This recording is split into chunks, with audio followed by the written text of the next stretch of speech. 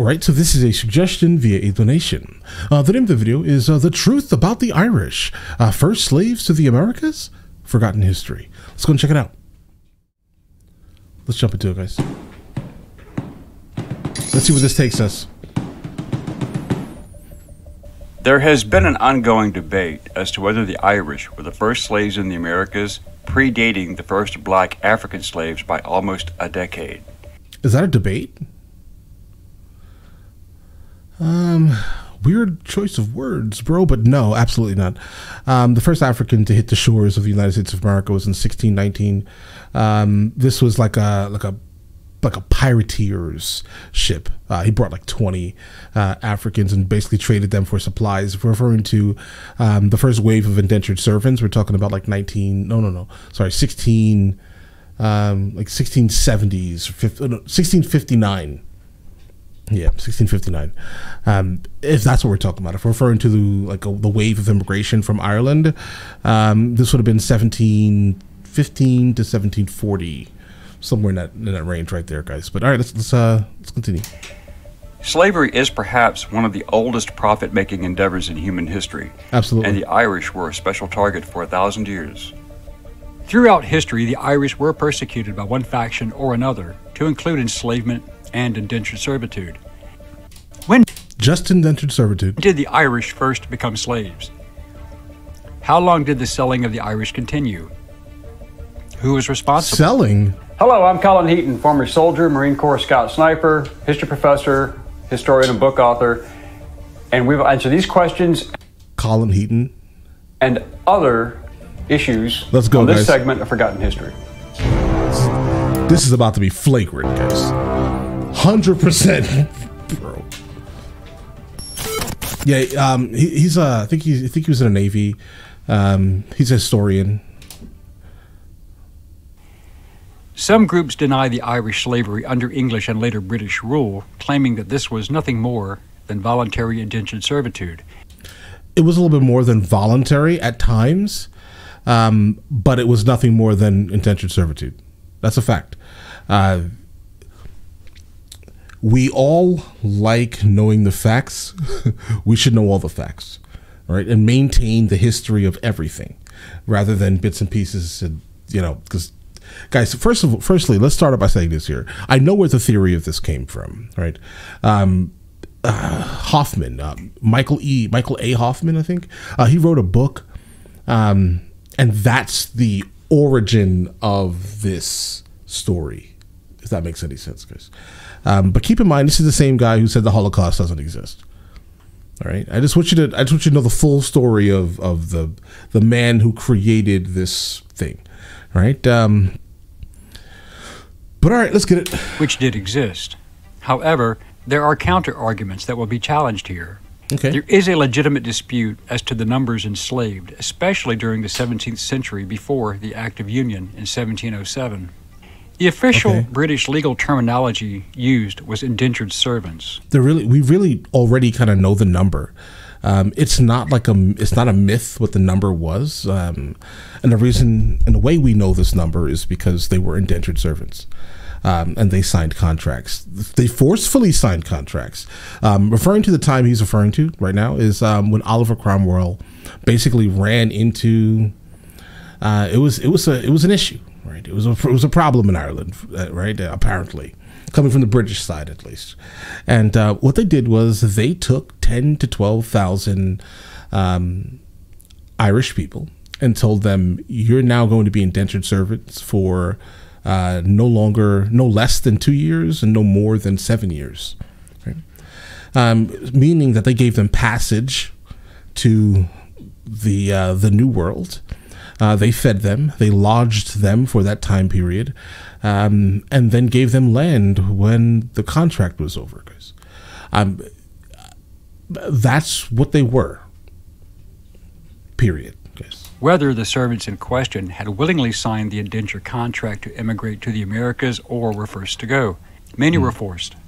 The many would be the 10 to 12,000, but there were people that were just trying to get out of England, guys. That's it. They were just trying to get out of it. They saw this new world, this new shiny, lighthouse on the hill for the most part, right?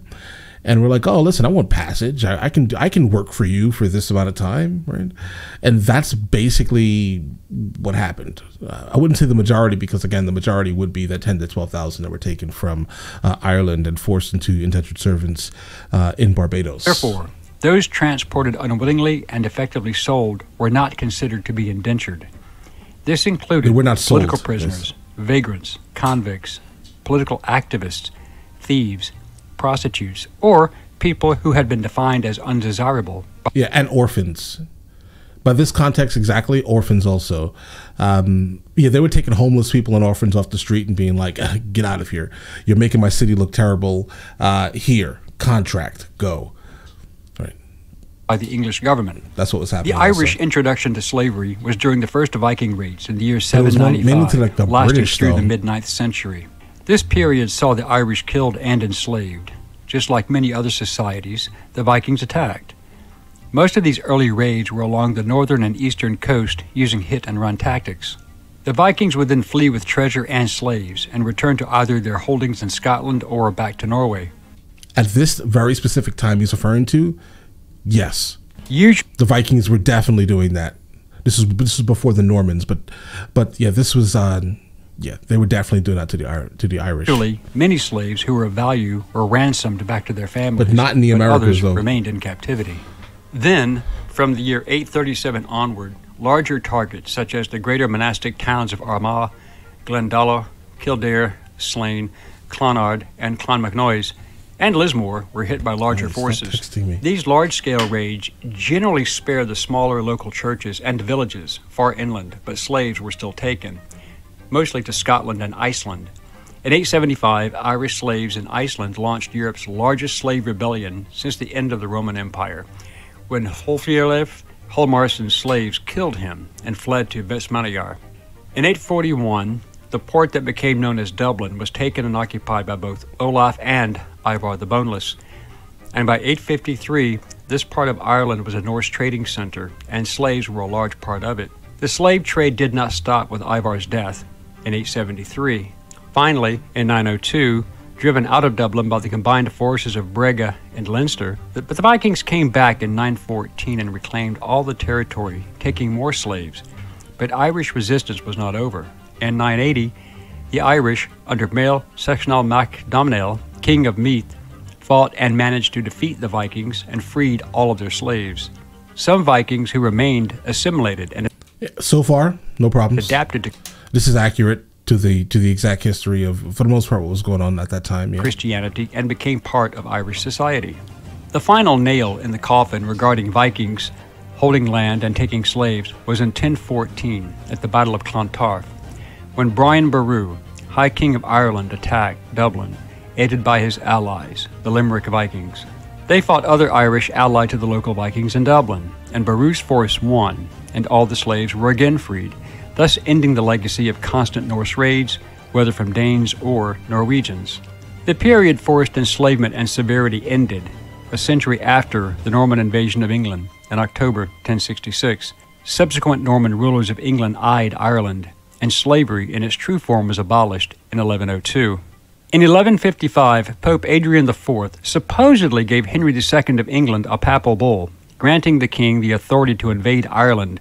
However, many historians believe that this authorization was a forgery.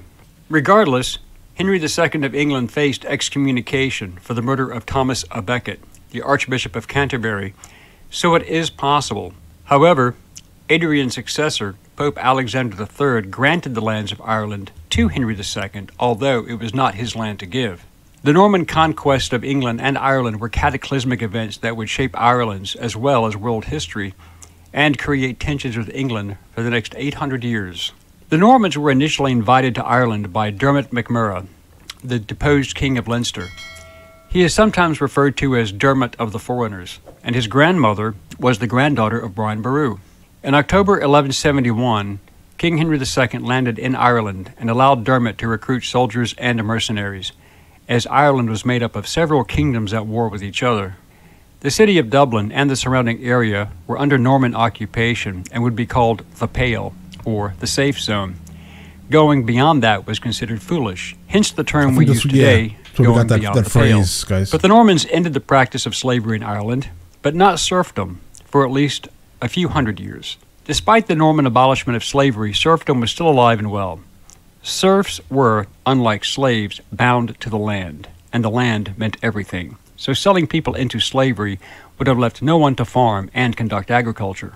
Following the Battle of Kinsale in 1601, when the Irish and Spanish alliance was defeated, the Irish aristocracy fled to Europe, but the commoners remained, and they left a power vacuum filled by English nobles. Reports vary, and the numbers are in dispute, but the high number is that English forces had 30,000 captured Irish and Spanish soldiers. Other sources say half that number, around 15,000, were engaged, with 7,000 to 8,000 being captured. The Spanish allies were allowed to leave, but not the Irish. In 1603 or 1604, King James I of England, crowned on March 23, 1603, reportedly issued the order of banishment. This allowed those Irish captured to be sold, a permanent banishment. After nearly a decade, the king gave permission for the English Governor-General to collect and sell the captured Irish soldiers as slaves and send them to the New World in the Americas. In 1612, the first recorded Irish slaves were sold, possibly to the Portuguese, and taken to the Amazon River Basin, in their colony in modern-day Brazil. This brought them to the New World. There has been some dispute as to whether these people were indentured servants or slaves, but it is clear that they were forced out of Ireland to the New World, so it seems illogical and ridiculous to assume that they went voluntarily, hence the status of slaves. It has been chronicled that in... Oh, he's playing with words, bro. He's playing with words a little bit here, because they were definitely indentured servants. I understand what went on with the Irish was absolutely horrific. It has been historically, absolutely, right?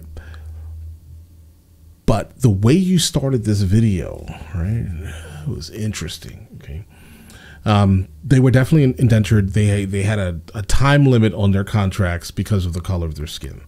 All right. And that's the facts behind it. I mean, I guess if you have an issue with this, which everyone kind of should, but you know what I mean here. Not saying that it was a good thing that happened to them, to some of them, to that 10 to 12,000. And we know this number because of the Barbados slaves code, guys. We know this number because they were all contracts. Because they're still there. If you want to go see them, the records are there, guys. So, yeah, were they forced into it? Yes, they were captives, right? But, bro, it's too word semantics for me, guys. It's too much word semantics. But all right, to the New World. So it seems illogical and ridiculous to assume that they went voluntarily, hence the status of slaves. It has been chronicled that in 1620... Oh, then you should have an issue with drafts, and then you should have an issue with military conscription. All right? That's all I'm going to say, and then I'm going to move on. Let's go. Voluntarily, hence the status of slaves. It has been chronicled that in 1625, James I... I'm going to give you food. I'm going to give you lodging.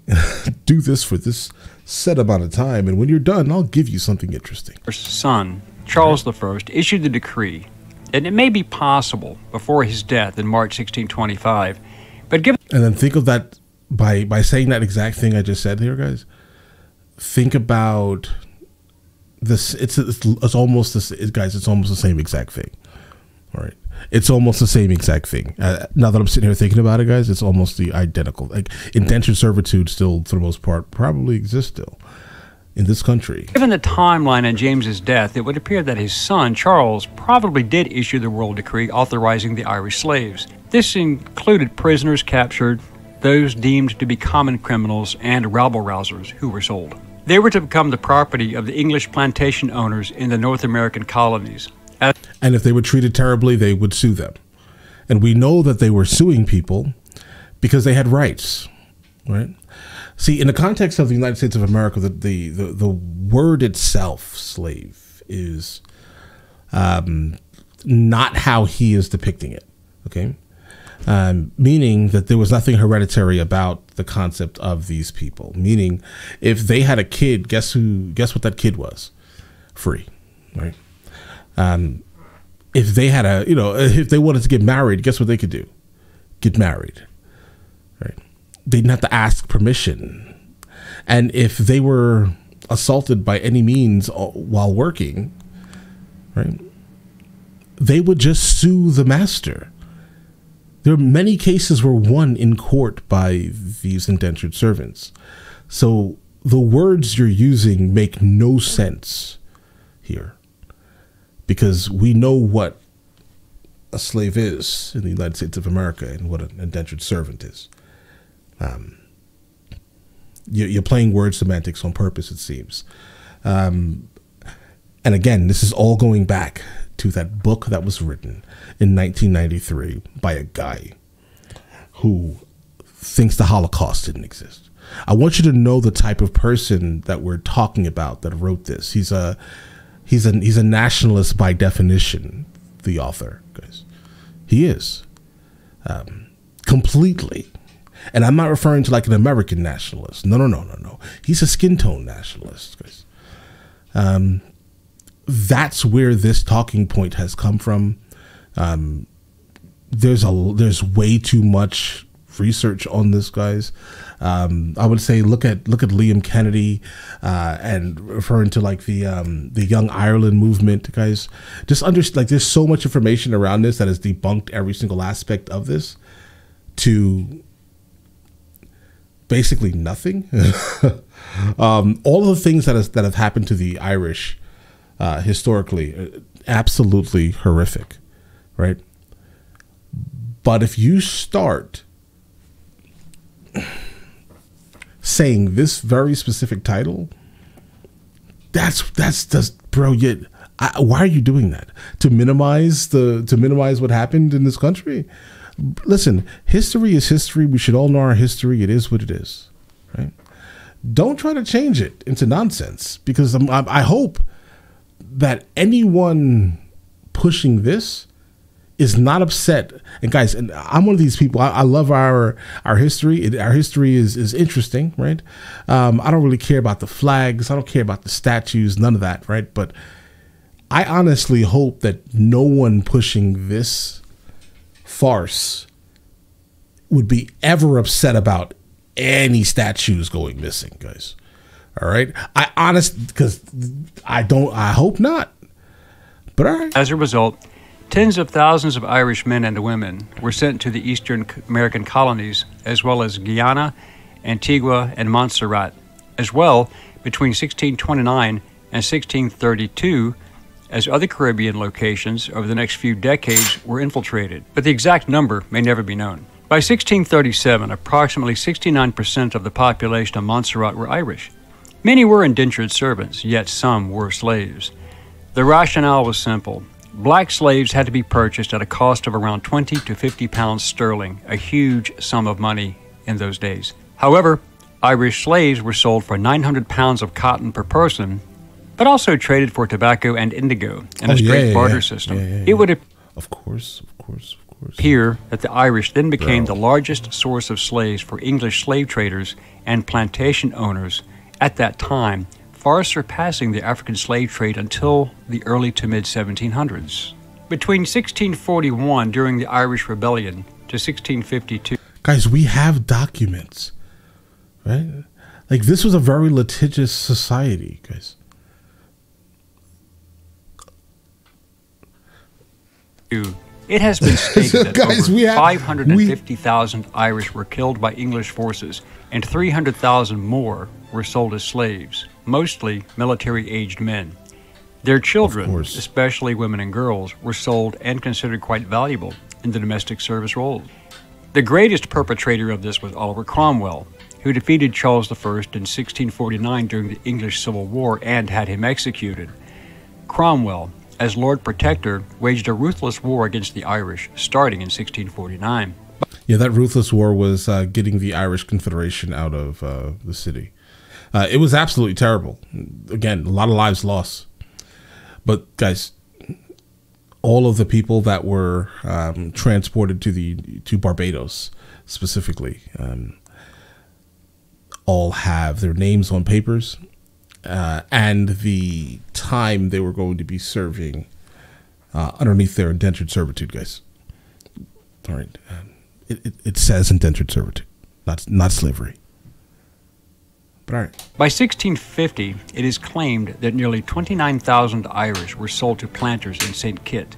During the decade of the 1650s, it is also claimed, as well as disputed, that around 100,000 Irish children, generally from 10 to 14 years of age, were taken from their parents and were also sold, and sold themselves also as slaves or indentured servants in the West Indies, Virginia, the Carolinas, and New England. It is also claimed that between 1651... Great usage of the word claimed in these contexts. Carolinas and New England. It is also claimed... He's definitely really good at the English language. I'm just going to let you guys know this. So, I mean, I can claim, right, that I you know, listen, I've also claimed that I have a house on the dark side of the moon. He claims. Claimed that between 1651 and 1660, the Irish slaves far outnumbered the colonists in all areas. In 1652, Cromwell ordered that 12,000 Irish were to be sold to Barbados, and those numbers are not in dispute, only their status. I know. On 1 May 1654, his "To Hell or to Connacht" proclamation was issued during the Act of Settlement of 1662. This was when the English began confiscating all Irish-held lands, and the native Irish were relocated west of the Shannon River. Those who resisted were sent to the West Indies as slaves or executed. His own words proclaim... This is what happened, guys. Terrible. Terrible. If you want to live, get out of here. I'm taking your land. Basically, if you want to live, we're going to let you live, but you're going to live somewhere else. And we're going to pay for your lodging, food, you know, and once you're done with this contract, we're going to then give you land. All right. Claimed, quote, "Those who fail to transplant themselves into Connacht or County Clare within 6 months shall be attainted of high treason, or to be sent to America or other parts beyond the seas. Those banished who return ought to suffer the pains of death as felons by virtue of this act without benefit." It was a land grab. He took his land. The English could kill the Irish without penalty, but selling them offered great profit. It is claimed that over 80,000 more Irish were sold, with 52,000 going to the colonies of Barbados and Virginia. But again, we cannot verify the exact numbers. Many argue that these were indentured servants, not slaves. Why does he keep saying many argued? That's... Yet there are no records of contracts between those forcibly removed and their benefactors. The Barbados Slave Code has literally the length of time they have left on their contract. That's what they're referring to. If you're going to lean into Oliver Cromwell in this situation, which I knew anyone would go to if they were going to try to prove a point, right? Yeah, if you're going to lean into that, then you have to understand that there's already there's documents, guys. One may assume that, given the barter system of using tobacco and cotton as a trade item for workers, that these deported Irish were, in fact, slaves. In 1656, the Council of State ordered the roundup of 1,000 Irish girls and 1,000 Irish boys in their early teens, even some children, to be rounded up and sold to Jamaican planters. These numbers are in dispute, but do seem reasonable, as these would be children whose parents were already deported. Part of this order was an edict passed on October 2nd, what is happening here? 1665, which stated, quote, "Upon report of Committee for America concerning proposals for transporting persons from Long Island to Jamaica to confer with the Committee for Jamaica," end quote. The persons were Irish, and no indentured servant would be released to go to Jamaica. These had to be forcibly exported Irish, who were already present in New York. In fact, some of the English receiving these Irish slaves... Guys, pretty regularly contracts changed hands. Pretty regularly. Now, did the person that was changing hands, did they get something in return? This is why money wasn't changing hands, right? So what would happen is that you'd have one piece of farmland in, let's say, South Carolina, right? And they needed indentured servants, which honestly, if it was the South, they really were not doing anything on any type of farmland, bro. They weren't. At most, no. At least they were the overseers of the Africans that were brought in from West Africa. That's really what happened a lot of the times. Hence the reason why you'll start to run into a lot of quote unquote Black Irish in the United States of America. Why? Because the overseers were basically running through the women. Okay. And so that's the Irish overseers were doing that, right? So, oh God, this is so frustrating because it's almost obvious. Like, yeah, if someone needed something in the South, right, then they were and the indentured servants were in the North, most likely Massachusetts, right? They would be like, hey, I need someone here. I'll trade you, I don't know, a bushel of whatever it is. You know, you're not really buying a person. The reason why money isn't changing hands ever is because you're not buying them for life. Hence the reason why African slaves were sold for money, and Irish indentured servants were traded for goods, type of thing, kinda, right? But that would always be contractual. They knew that they only could have them for a year, and then they were going to go and live their life somewhere else. So, all right. Seemed rather concerned, hence this following report. It's the wording Quote, that stresses me out. Commission appointing Cornelius Holland, Colonel Owen Rowe, Sir Thomas Roth, and 14 others accompany by the name of the governor and company of the city of London for the plantation of the Somers Islands, to take into consideration the present condition of those plantations, many well-affected persons there having been much oppressed and unjustly dealt with in relation to matters of conscience. End quote. Whitehall, 1653, June 28th. This situation with the forcibly removed Irish, not being a people to take subjugation lightly, appeared to have created the fear of an uprising, and this seems to be explained in the Whitehall document from November 18th, 1656. Quote, the Council of State to Captain Wilkinson, importance of the Somers Islands to the interest of the Commonwealth. Supposition that the Spaniards will endeavor to get a footing there. Doubtful that a principle of disaffection may yet be retained by... Hey guys, really quickly, this is a super long video, generally longer than the ones that I normally put up on a regular basis, right? But if you guys are here, in the comments, if you guys can write Anthony Johnson in the comments, just to let me know that you guys are still here, I respect it. I fully respect it. And by the way, that's the first, he was the first, like, I think, Black slave owner or so in the United States of America. And most likely people are going to be spamming that anyway. So spam it with them, guys. It was good, guys. By some of the inhabitants. He is encouraged to attend to his duties as commander of the fort, to keep a vigilant eye upon the malignant and discontented party, that they may have the less opportunity to prejudice the island's safety, and to use his best endeavors to secure the interest of the Commonwealth. End quote.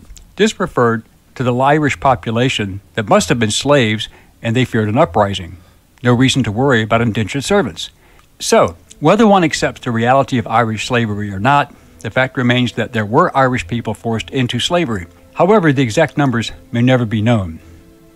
We hope you enjoyed this segment of Forgotten History. Please click like and subscribe for free. And please stay tuned and be engaged and informed. Send us comments if you have questions or even show ideas, and we will respond to all requests and comments as soon as we can. Thank you.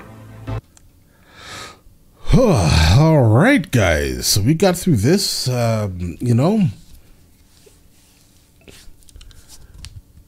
in no way do I want to disregard the absolute troublesome past Ireland has had in the hands of Britain.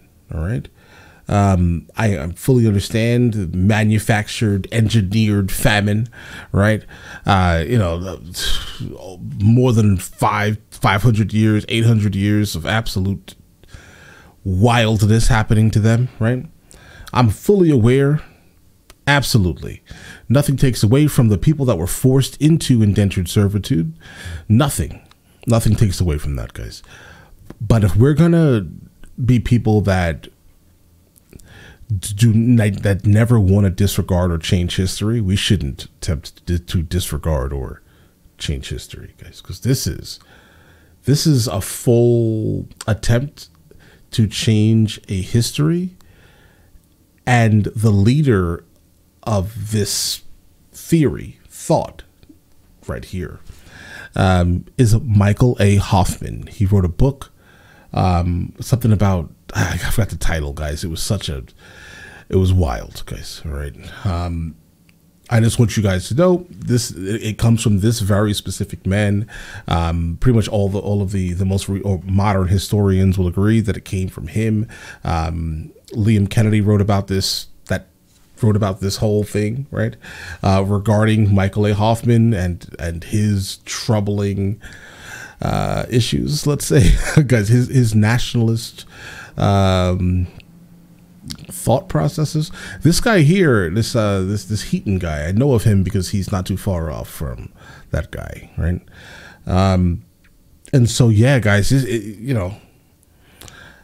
take it with a grain of salt. Either I would definitely like to know your opinion, and if you do have any information that actually, I don't know. Is there any information, guys? If there's any information that's like viable, and guys, I fact check the fact check, if that makes any sense, guys.